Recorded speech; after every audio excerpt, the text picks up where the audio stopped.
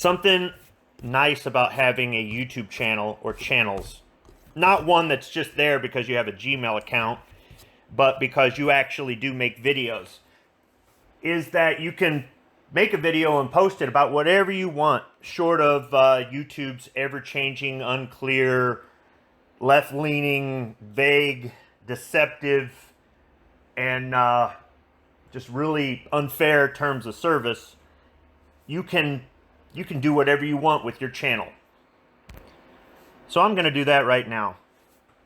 In my recommended videos this morning, there was one from on the Budweiser channel, Budweiser, for fathers who stepped up. And it was a story about 3 stepdads who, this year for Father's Day, get the gift of having their adult child say, "Will you adopt me?" Well, I'm not a lawyer, but I have gone through a lot of stuff, and I'm not going to get into details about my personal life, about why I have strong feelings about this. It would take too long, and honestly, I really don't want to discuss all of it. But I understand a lot more about this than a lot of people out there might think, and a lot of people, I think, who made comments from one perspective instead of 3 perspectives on this. And I'll just leave it at that for now. But I will say this, I wasn't aware that you could adopt an adult. I thought they had to be under the age of 18 to adopt, and none of these looked like they were under the age of 18. Considering some of them were drinking with their parents, I would hope they're 21 or older. So it makes me wonder, why would you want to be adopted unless you would want some sort of legal claim to an inheritance? Just saying. And the first comment, when I scrolled all the way down, and I read through all of the comments, well, I should say I skimmed over the ones that were of a certain nature, and I was looking for certain ones. And the very first comment, the very bottom one, stated that, and I'm glad the person brought that out. So there's one thing to consider.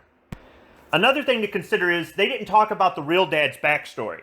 How did mom and dad get divorced? The truth. Not mom's side of it. The truth.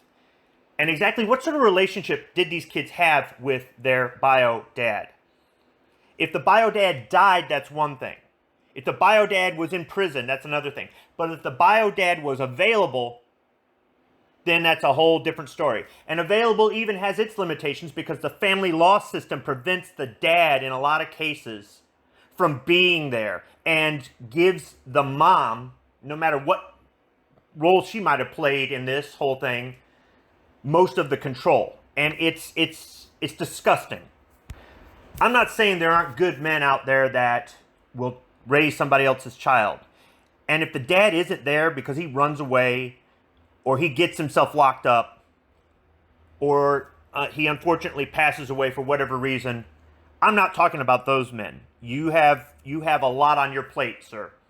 I'm talking about the guy who was probably the boyfriend of the woman, of the wife, of the mom, who helped her decide to break up the family, destroy the family, and is there sitting back collecting all the child support and maybe even alimony while the dad has to run through the ringer of doing all this extra stuff that the mom isn't even responsible for. The dad not just pays the child support, but he pays for other things. He's the one that's got to go pick up and drop off the kids, and she doesn't have to worry about that. He's the one that's got to rearrange his schedule. He's the one that's got to get the second job. He's the one that has 60% of his income go to the mom, who is not legally required to prove what she's done with the money. She could buy drugs with it. She could just pay for the deadbeat stepdad.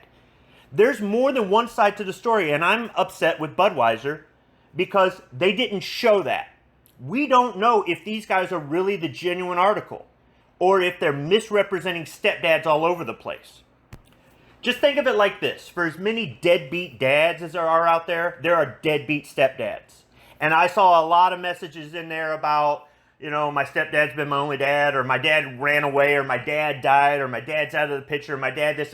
There's a lot of things, too, that the children do not understand because they're children. And until they grow up and maybe find out the truth, until they grow up and go through some life themselves and have some kids themselves and go through some divorces themselves, they don't understand or appreciate where mom and dad were coming from. I'm not saying there aren't dads out there that are abusive. I'm not saying there aren't dads out there that are liars and cheaters. I'm not saying there are dads out there that are perfectly capable of supporting the family and lay on the couch. But this video and videos like the Gillette Toxic Masculinity video present men in a way that says most of them are.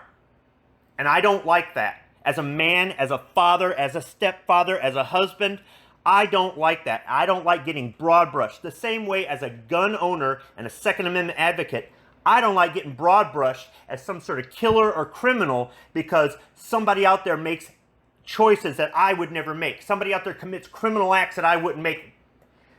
And I saw some comments in here where people were talking about alcoholism and Budweiser being responsible for that. You're blaming the company that makes alcohol for your dad or your stepdad or somebody else being an alcoholic. They didn't put the bottle in their hand and they didn't tell them to drink too much and get behind the wheel of a car or lose control or whatever. They didn't do that. You're blaming the tool, not the individual. And people do that with guns as well. They blame the instrument, the tool. They don't blame the dirtbag who's behind it that shoots up that school or that shopping mall or that other gun-free zone where it's easy for them to go and do this sort of thing. And I hear the same sort of crap in this. We need to start taking responsibility for our actions as Americans. And we need to look at both sides of this. And if women truly want to be equal, then when a man goes to court, to divorce court, to fight for custody of his children, he should have the same equal footing she does. She shouldn't get extra considerations because she's got female parts. I'm sorry. You either want equality or you don't. And I challenge any stepfather or any mom out there to refuse child support, to show that it was never about the money. It was only about the kids. I dare you to take that out of the equation, because the stress of losing 60% of your income for that amount of time and sometimes having to work a second job can drive a man up a wall to the point where he's tired, he's on edge, he's got health issues. And that doesn't help him parent. Make it go away. As long as child support is a factor, the children are nothing more than livestock in the eyes of the court. And you should be ashamed of yourself for thinking that you deserve to get paid because you decided to spread your legs, or because you decided that you were done with this relationship, not because he was a bad man, but because you just want somebody else. Meanwhile, you know that man will be paying your bills and your ex. And for you stepdads out there that spend that money, you spend the money some other man is giving your wife, you should be ashamed of yourself as a man. You should say, no, don't accept a penny from him. I love these kids. These are my kids. I will support them because they're living under my roof. Think about it. That's all I'm saying. Thanks for listening.